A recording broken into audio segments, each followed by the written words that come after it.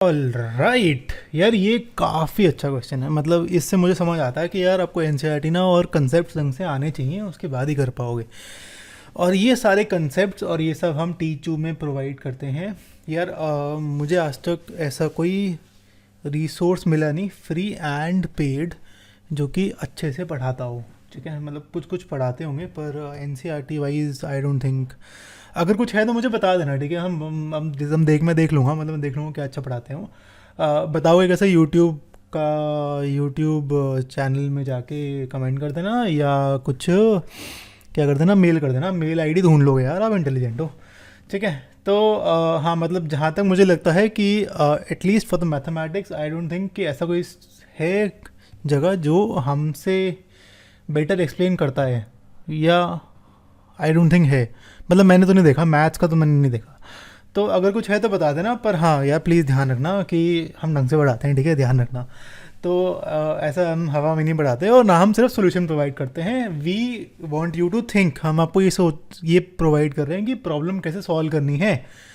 And this goes for not just math, this goes for all the subjects as well as additional चीज़ें, coding वोडिंग या और कुछ करना हो ज़िंदगी में, भाई प्रॉब्लम सॉल्विंग स्किल्स बहुत काम आती हैं।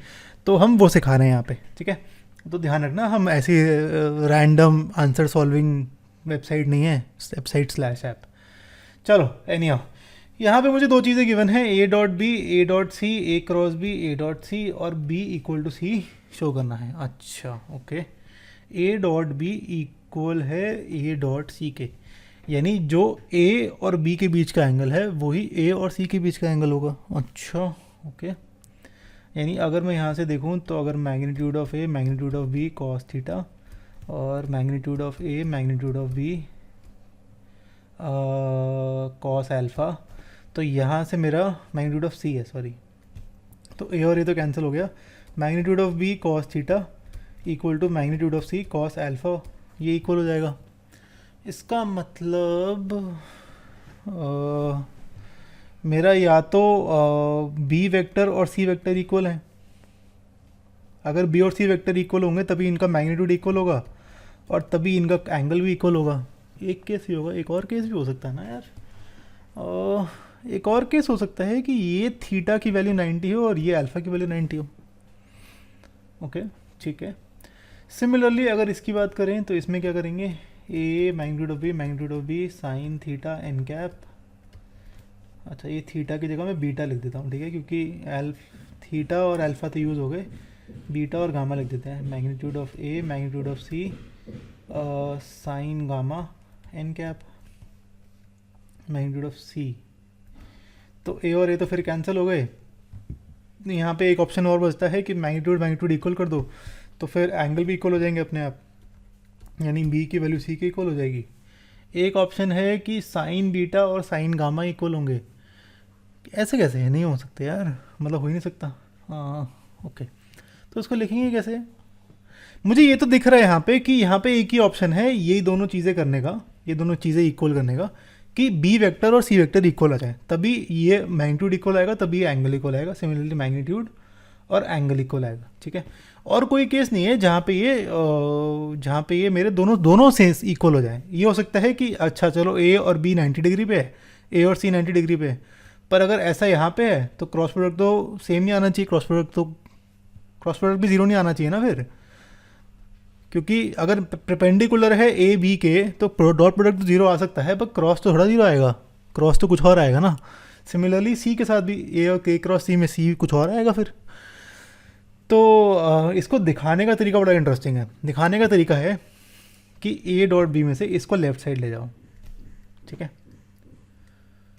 अब यहाँ से हमारी प्रॉपर्टी होती है A dot B minus C होता है dot A dot B minus A dot, क्या लिख रहा हूँ मैं, एक minute, A dot B minus C होता है A dot B minus A dot C.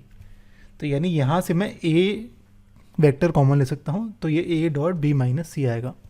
Similarly हम इसके साथ भी कर सकते हैं, ए क्रॉस बी माइनस सी भी दे सकते हैं। अब चलो पहले इसकी बारी करते हैं। अब a dot B minus c equal to zero, ठीक है। एक तो ये ध्यान रखना, ज़ीरो वेक्टर नहीं है, ज़ीरो है, क्योंकि डॉट प्रोडक्ट ज़ीरो आता है, स्केलर होता है। तो अब ये ज़ीरो कब हो सकते हैं?